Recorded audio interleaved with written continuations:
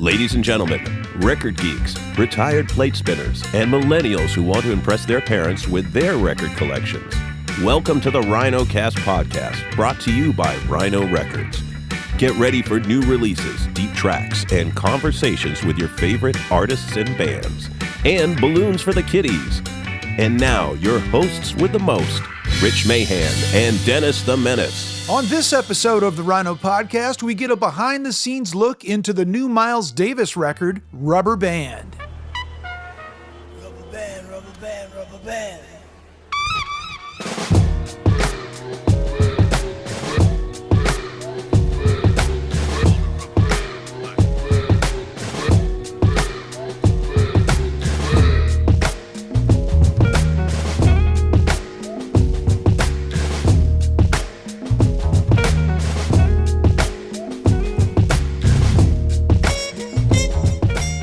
Hey, Dennis. Hey, Rich, how's it going? It's going well. I have a question for you. Have you gotten the reaction that I've gotten from folks about Rhino Insider?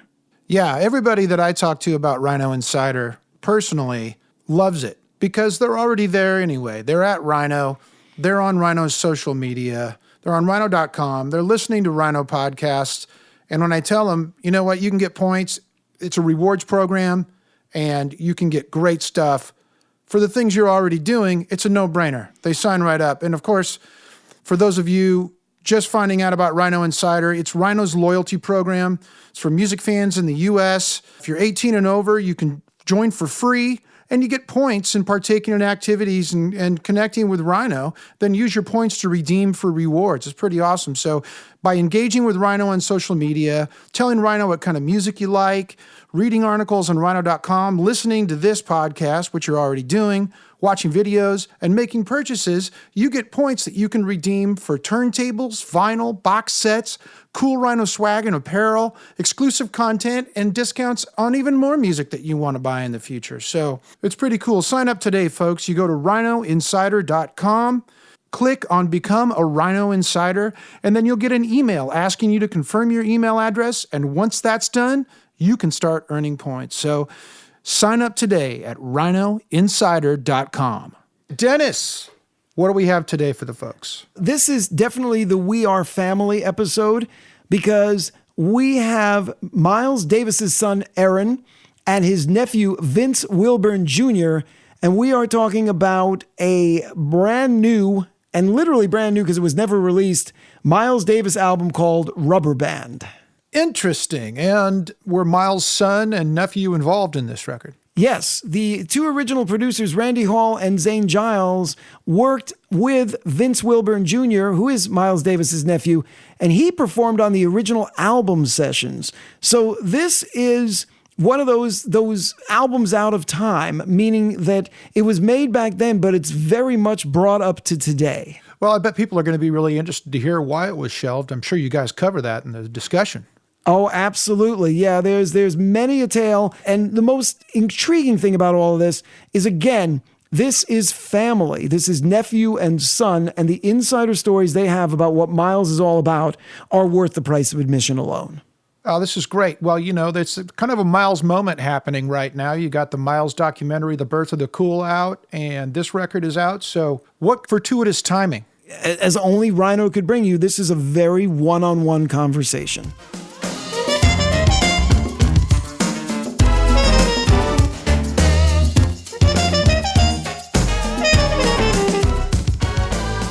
Would you introduce yourselves, please? Vince Wilburn Jr., the nephew of Miles, Sir Miles Dewey Davis. Hi, I'm Aaron Davis. I'm Miles' youngest son. We're here to talk about Rubber Band, and this is going to be fun because one of the things we like to do on the Rhino Podcast is cause a little controversy.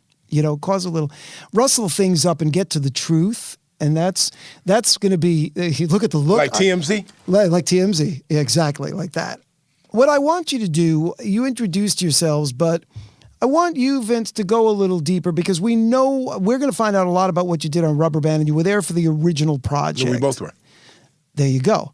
So, but give me a little bit of back history, some things that don't necessarily come out in the mix all the time. You growing up in Chicago, south side of Chicago, you got to picture this. Uncle Miles would come to Chicago, play Chicago. And my parents, we would go, back in the day, you didn't have TSA. You could meet the passengers at the gate. So coming from the gate back to the car, he would always get stopped. You know, I didn't know the magnitude of who he was when I was a kid. But, you know, people wanted to shake his hands, get autographs. I was like, it didn't dawn on me like, it's Miles Davis, you know, till later on. One of the things that struck me is I would never want to be in the audience with my parents to see the performance. I always wanted to stay in the wings. You know, for some reason, I just wanted to be. You already. I didn't want to sit in the audience. Yeah, I already had that snobbery going. Well, it was snobbery. My you already knew. Our publicist calls me bougie, but you know, it was captivating to witness it as a kid. For any kid, if they're in the music, from because you get another perspective. Oh, no, you I see know. the band, you see the interaction of the musicians, you see the stage hands, you know, the lighting, the sound, the monitor mixer. Even back then, you know, you see all this, the workings of a concert. I gravitate towards the drums. And I don't know if it was Tony Williams, or Jack DeJohnette, but Tony Williams told Wallace Roney, the trumpeter, that he knew I was going to be a drummer. My mom would always make me have get a haircut. Because I knew Uncle Miles was coming, and I always knew Uncle Miles would get me a hamburger for room service. Yes. I mean, that's the kind of a kid thing. I had kid the same thing. You know except what I mean? for the haircut part. Kids thing. I was always trying to work that burger. Right? And then back then they had record guys, record promotion guys. Right, the promo guys. So there was a guy named Granny White, God rest his soul, that would bring the stacks of records and deliver them personally to the house. I would just go in the basement and listen to these records. And as time went on, I wanted to play drums. Uncle Miles said, Dorothy, get him a drum set, but if it's, don't spend a lot, get him an inexpensive kit. And if he sticks with it, then I'll get him a kit. And so.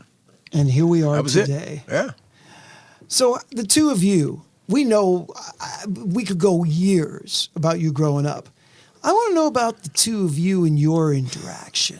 Tell me a little bit of trouble. Uh-oh. Because I'm not going to do what was it like to live with Dad? This is not that podcast. That's that's a documentary in it itself. But tell me about the two of you collaborating before you were collaborating, if you know what I mean. Well, I don't know if it was a collaboration. I would just ask him 1,000 questions.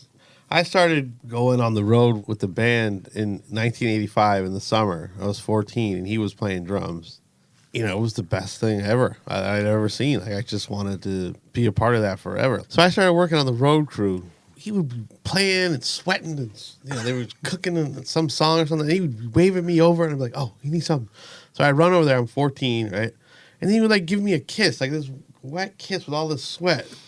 And then I'd be like, look at the look on his face. Over here for that. Sometimes it would be there would be an issue I need more snare, I need more miles, I need more bass, I need whatever in the monitor. But instead it was come up here and get sweaty with me. I can't take this kiss with you. But man, those days, here's the guys that were in the band back then. It was John Schofield, Daryl Jones, Steve Thornton, Vince, Robert Irving III, and the dearly departed Bob Burke, who also took me under his wing, which I thought was a really cool person. Man, I miss him. But man, those cats, I had Schofield showing me pentatonic scales in my room because Chief, we call Miles Chief. He would make me, he'd be like, you can't just sit around here all day. You guys have John show you something on guitar. And I'm like, okay. So that was right in the transition time when they went to, he made the move, they were touring You're Under Arrest, which was on Columbia in 85, Yes. and then in 86, they were on to You're Warner doing Brothers. my segue here. Thank you for this. Sure. Because Anytime. here we go. You did it well. Well done. Let's set the scene. Miles was living in Malibu And New York, yeah. and New York. New label. Yeah. What was the tipping point? What was the reason, after all those friggin' years at Columbia, to go out to Warner's? I don't know what you think, but to me, it's always that change, that need for change. We've done all this stuff at Columbia. Nothing to do with Clive, perhaps? No, I don't know about Not that. Clive? No? I don't know about that. I just know that if I could say, for instance, if Tommy LaPuma were to come meet with him, have dinner, and tell him what kind of stuff he wanted to do, hey, I want to get you with some young producers or whatever he was, that's what he wanted to do. Yeah. At the time, Warner Brothers had the hot acts. I mean, if you think about it, Columbia was, one of the prime entities of the record business. Classic. It still is, but we had like 3 of them. Like they had Warner's, they had Atlantic, then they also had all the Electra stuff. and Sire. And the Asylum and Sire and on and on. Yeah. They had a bunch of stuff. Squiddy Politti, all those guys were Squiddy Politti. The perfect way. He That's did right. perfect way. He recorded perfect way. Yeah. That's a groove. Yeah. It's just an admiration. That a bunch of acts, not just on Warner Brothers, but a lot of, Aaron, you can attest to this, they love Miles, And when they found out Chief dug them, I remember when Chief recorded with Toto. Amazing. With David Page and I talked about that. But it's, Aaron and I were privy in the hot seat and blessed enough to witness that. Aaron rode to the studio when they were doing Rubber Band with what tapes on Purple Rain. Purple Rain over and over. It's on repeat. You remember Auto Reverse cassette decks? Oh, yeah. I still have one. We had a Rolls Royce that Cicely and Miles bought from their manager. A Silver Wraith 2. How many times, cuz? I don't know, man. We would get there having heard it once. They had at 12 least. copies of the cassette. And then we would hear it on the He way played back. over and over. No, he just left it in there. Yeah. It just played. Wow. Remember when they had VCRs in cars and in limos? Yeah. He had a Richard Pryor VCR Oh, did he? that we played. He loved Richard Pryor, Sunset Strip. So set the scene for me a little bit on, first record, and he's listening to all this stuff. And then you start going in to make a record with the producers. Mm-hmm. And how does that even start? Well, this is Vince. I mean, personally, I think he wanted a pop hit. He wanted. This is where I'm going. He wanted to be radio friendly, and Warner Brothers was very radio friendly. But also, you got to consider that his ears were not genre based or time based. Exactly. He hated. So it didn't matter what year it was. Mm-hmm. If he thought that the notes and the musics and the tones were weaving together, to use Keith Richards' phrase, weaving together nicely, he would just like it. So whatever was going on the radio that he liked in the 80s, right? Yeah. He dug it. But when you walk in the studio with the purpose of making a hit, that's always a tricky notion. Yeah, but it's not like, the concept you have to understand. He wanted to be radio and MTV accessible. So he reached out. He would say, how come I'm not on it? Yeah. And he'd reached out to Zane Giles, who had a string of hits at the time, and Randy Hall, who wrote Man with the Horn. And they went over to American, Ray Parker's studio, and they started the Rubber Band project. So that's my next thing. Was that the studio in North Hollywood? Yes. Yeah. That was. So American. that was Ray Parker, where he did We cut all those hits, Ghostbusters and all the Mr. Telephone Man. all the stuff. Yeah, yes. And was it the vibe? Was it the idea of getting a groove there? Well, that's where Zane and Randy felt comfortable, and Uncle Miles dug Ray. He wanted to be somewhere where it was comfortable, where people weren't like Miles Davis. Right. He's not going to Sunset Sound care, or whatever. really? Huh? Did he care as long as the studio was functional and clean and yeah. It was cool. operational? Yeah, I mean, he was recording in Van Gelder's living room, so I don't Right. think going to any decent studio should Any work. place, but he just felt comfortable around those guys. Reggie that living room or Dozier. something. Reggie Dozier. Yeah, Reggie was the engineer, right? Lamar Dozier's brother. It's a team. So you get into the studio, but the concept for this record was kind of different in terms of using, and again, it wasn't quite the thing it is today, blah, blah, blah, featuring so-and-so and using, guest vocalists and all of that. They wanted Al Jarreau? Mm-hmm. Who else? On the track, he wanted Al, he wanted Shaka on some things, but just kept moving, and it couldn't. It was going to happen, but it didn't happen, and then somehow what Tommy stepped in and kind of wanted to take Uncle Miles in another direction, and reached out. I guess that's when Marcus came in, and all that. But see. Uncle Miles did what he wanted to do when he wanted to do it. He did Time After Time. He did Human Nature for Columbia. I mean, those things, he never wanted to be pigeonholed. So he felt Rubber Band was where he wanted to go.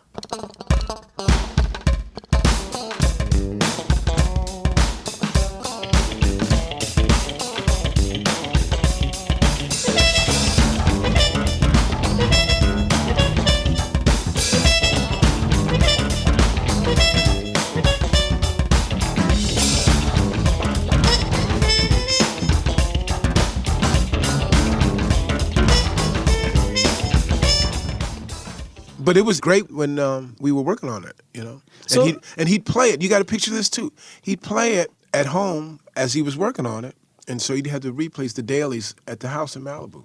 I mean, he was in a. Am I right that he was in a really good place as he was beginning Rubber Band? Yeah. Yeah, swimming at Pepperdine, eating right, exercising. So the vibe was great, Perrier. right? I'm trying to set the scene. Yeah, here. I mean, it was a beautiful time. Malibu was beautiful. It was Aaron and I were there, Back then. and he would have it was boxing. It was like I call it Miles Davis University. So Aaron's room was next to mine, but Aaron had his drum set in the room, right, in his bedroom, and he was listening to some great music, some music that Aaron liked, and then Uncle Mouse was downstairs with Rubber Band, and then MTV with the sound turned down. And then I'm in my room trying to go between, like, Aaron, who's that you listen to? This is like a college dorm. It was like it was even hipper than that. The cool thing is he's talking about like how Chief would get the rough mixes from that day's session, and it would be kind of cool to get so let's say you're in the studio Wednesday, Thursday, and Friday, and it's Saturday now. He's got Friday's tape. Be like, can I check out Thursdays? right. What was the feeling? Where was there a moment where you said this is going to kill, or a moment where you said What is going to kill? the record, Roughs. the The record, Roughs? yeah, the roughs. Yeah. He worked them into the show. show, yeah, they were we were playing doing it them live. live. No, I know that's what I'm saying. He was doing the songs live. And people were digging it. Right. Look, personally, he gave me a tape and it had the track "Give It Up" on it, and then I thought that was, to me, I thought this is the That's coolest, the single. the coolest Yeah, that's thing, the single. right? Right. So I played it. Then somehow I got my hands on one of the Rubber Band roughs, and it reminded me of something that Janet Jackson did, and I thought this is gonna be cool, man. This is it. This is gonna be cool.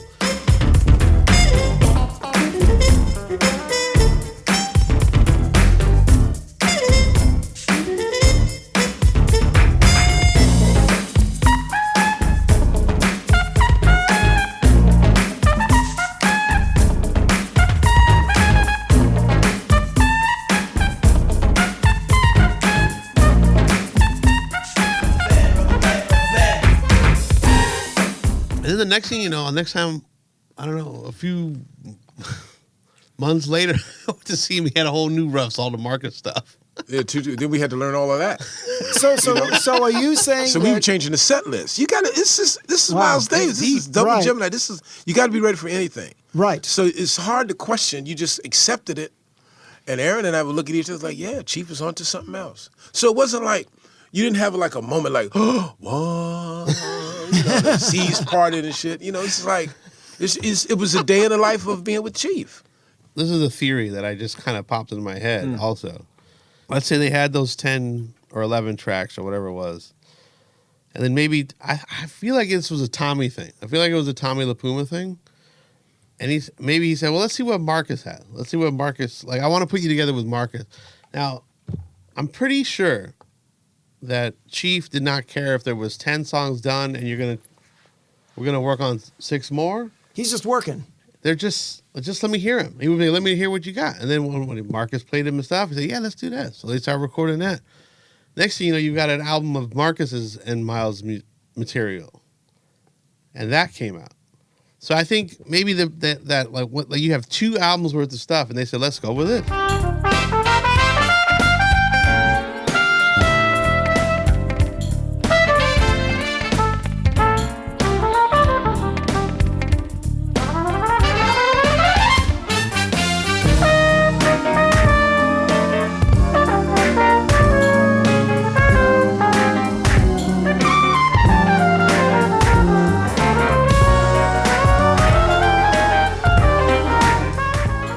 This is a 3-year journey to get to these 11 tracks.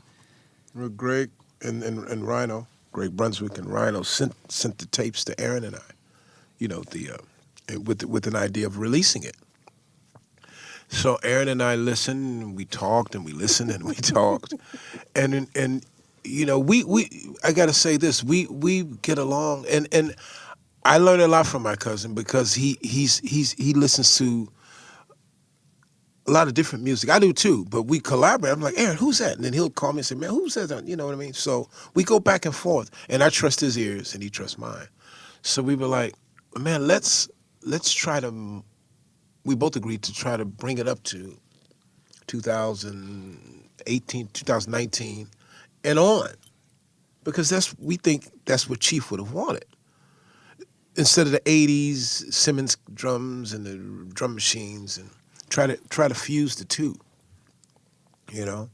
And then we bounced ideas off each other. We said we should include the original producers, of course. Of course. Randy Hall and Zane Giles. And then we sent them the tracks, and then we started to collaborate and have the Rubber Band project of now. Which it And very beyond. much is. Which it very much is. Yeah, man. And like Gary Bartz and Wallace Roney, those cats were like, man, this is cool. This is cool. You know, so you have to be in that. You know, maybe not for the jazz purists, they dug it, but they never dug where Miles was going. You know, it wasn't made for them. You know, and the fact that Ryan, and I'm going to say this is because Greg is here, the fact that Greg Brunswick, the fact that Rhino. Shout out. Yeah, and no, I'm serious. And the guys got behind it. You know what I mean? They never said no to Aaron and I. They were like, okay, cool. What's the next move? Make it. So as you're sitting there and you're trying to make decisions of what to keep and what not to keep, give me a sense of. You know, it was the chief. Yeah, you're laughing because it's chief, crazy, right? The chief was there. He was there. You know, he was there with us. He had to have been. He was there with us. And Aaron has a studio. I have a studio. Zane and Randy have recording studios. So it was, we know our way around the recording studio. And we know sounds. So not to pat ourselves on the back, but we kind of knew. These are complicated for anybody else other than you. But if you're around Chief, you know. You kind of know. If you're just coming in on a project, you this know is the Harvard of. Yeah, we know. Yeah. We knew. You know, and you know, we bounced it off each other. It was a collaborative project steered by the Chief with Aaron, you know, myself and Zane and Randy.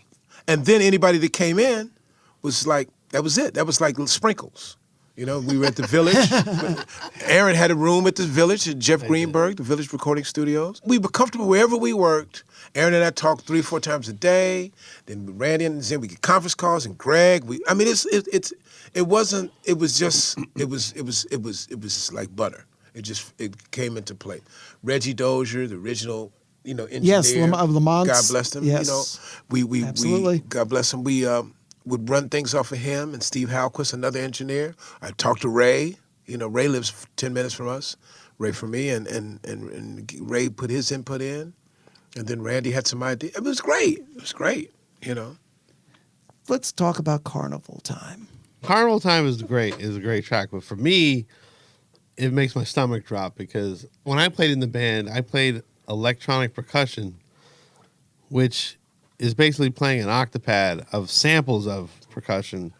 And then I had to take a solo on there, and I had to take 2. If we played Carnival Time, then I had to play one in that too, and I hated it. I just didn't want to play a solo on that thing. The tune itself was great. He loved playing it. It was like the crowd loved it. It was a good live track. Now I was in the band in 1990, and we were still playing it. Wow. Back then. Wow. Yeah. He didn't go away. He didn't care if the song ever came out on a record. He was like, it was good, I'm playing it. We were doing Rubber Band before he was even released. And the audience is just going to, I mean, because it's 30 years before. and the audience, it doesn't matter because it's Miles. So the audience, he could be playing Do Re Mi, and the audience is going to be like, Man, I'm there. When the beginning of Rubber Band, people were like, and people were like, we did it as an encore. You know, Amazing. You know, he didn't. They didn't know what they were. They didn't know what they were. It's kind of cool if you think about it. You're just going for the experience because you don't know what he's going to do.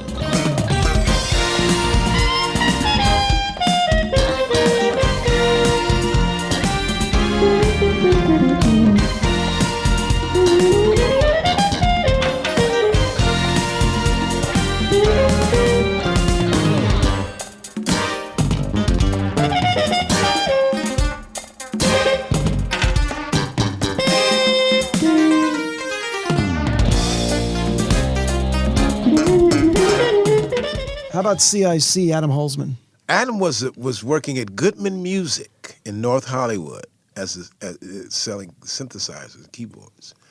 And we needed Randy needed some programming or some sounds, and we reached out to Adam, and Adam came over to American and brought the sounds or programmed the sounds, whatever we needed or whatever Randy needed, and Uncle Miles, this is like went on for about 2 or 3 days, and Uncle Miles said, "You got a passport?"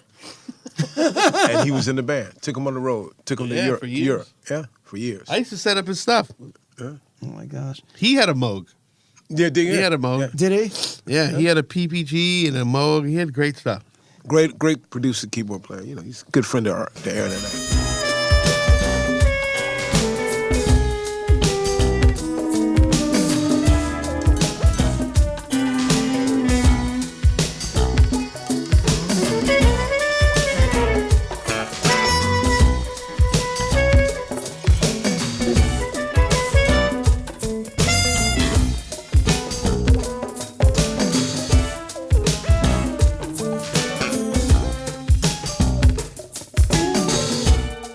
Dig this, when Aaron and I decided to go with some modern sounds, it's like everything fell into place. And with Randy and Zane, they were way ahead of. They didn't say, well, it'd be cool to leave it 80s. Everybody was like, yeah, let's tighten it up. Let's open it up, And so, I mean, like, I think it still retains a lot of that 80s. Yeah. Oh, no, it definitely, no doubt. But I mean, in terms of, when I say, make it modern, in terms of the Layla Hathaways, the Lettuces, the Medina no Johnson, doubt.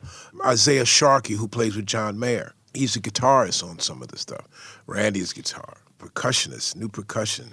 I overdub drums. I mean, it's like you want to keep the spontaneity and the original vibe, but just kind of like put another thing on it.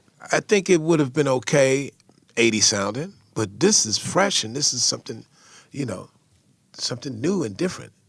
With the 80s bass, with those sounds, which are great, like you say, great to have.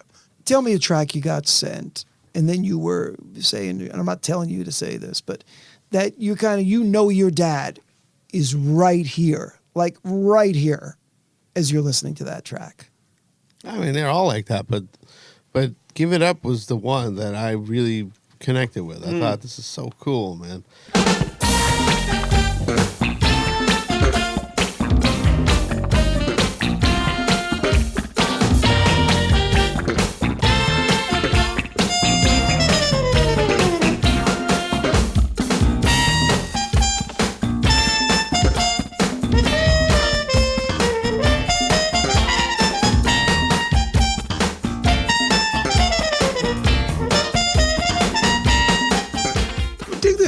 When Uncle Miles took the songs from Rubber Band and put them in the show, in the set list, so people started saying, well, where's that record? Yeah. How come you all never released that? This is where I'm going. So there was a demand for Rubber Band before Greg even sent the doggone tracks to us. Aaron and I were like, well, yeah, man, we should probably take a look at, revisit Rubber Band. So that's why I said the chief was directing all the orchestrating. And Rhino sends the music. And I'm looking at some of the songs. Carnival Time, we did live. Maze, we did live. Oh my God! So it's everything Give old. It Up, So everything experienced is new again to a certain extent. Yeah, but you got to understand, when Aaron was in the band and I was in the band, we were doing the music, and it was never released. And a lot of times in Europe, right? We debuted a lot of it in Europe. Most of my experience is in Europe. And so people were like getting like standing ovations for the music that was never released. Did Miles ever, like when you're playing it live, did he ever get off stage and say, "Man, we got to release that shit"? No. Maybe this just isn't the great lost album. This is just the album that took 30 years. No, it was lost because it was shut down. Both. Because we didn't finish it. So it was lost in a way. Yeah. Yeah. And we found it again. But it's found now? Yeah. Is there any learning in any of this for people who are listening about making music and what it really takes to get to something like this? Just trust your soul, right, cuz? Yeah, I mean, you got to trust your instincts when you're working on music. Otherwise, then you're just trying to either copy somebody or please somebody, or, you got to just trust your instincts. Sometimes your instincts are to copy somebody or please somebody, but whatever, you just got to go with it. And I trust him, because he's not only my cousin, he's Miles' son, and he's got great ears and he's a great musician. in his own right. You know, just edit really. all that out. No, you got to keep this in. When I used to knock on his door and ask him who the hell was that on that band, and I'm not a heavy metal cat, but I had to know because I wanted to know. Yeah, but I mean, I didn't only like metal. I mean, I would go in his room and take his Guy tape, Teddy Riley and Guy, take that, practice with that, put it back, take a Cameo tape, practice that, put it back. I like playing with everything. But I will tell you this really quick. On Wrinkle once, there was a guy in the band named Foley who was a very funny guy. Like, he was a great player. He called it lead bass. It was a kind of a 4-string guitar sort of thing. But he thought it was funny that I liked Metallica. I would play him this stuff in the bus, and we would laugh and laugh and laugh and laugh about it. And then one day, for some reason, he got them to all play this one part of a song called Damage Incorporated by Metallica into Wrinkle. And I thought they were joking around, like at rehearsal. And I was like, that's great. And don't, whatever. And they did it that night at the Coach House in San Juan Capistrano. What did Chief and then Chief, he blamed me. He said, did you rehearse the band? And I go, no. They did that. I didn't do that. Wow. But he thought it was funny. He wasn't mad about it, but he was like, did you rehearse the band? And I'm like, no. And I wasn't in the band at that point. I was still on the road crew. And I was like, oh my God, would never do that. See, listeners never knew about that. Fans never knew about that. But that's what, that's the life. It's the man, the legend. I bet you can't say this. My dang.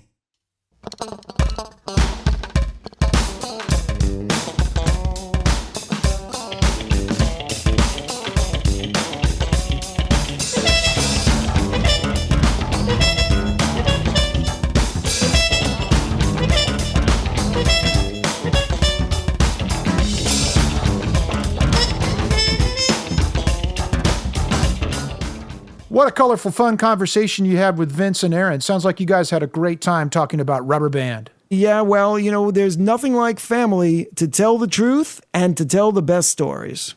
You get the behind the scenes. I'm sure they saw sides of Miles that he didn't show to people outside of that circle. Yes, and now we all know it. Thanks very much for tuning in. Don't forget to listen and subscribe on iTunes so you don't miss the next Rhino podcast.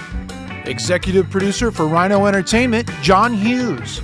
Produced for Rhino Entertainment by Pop Cult and Rich Mahan Promotions. All rights reserved.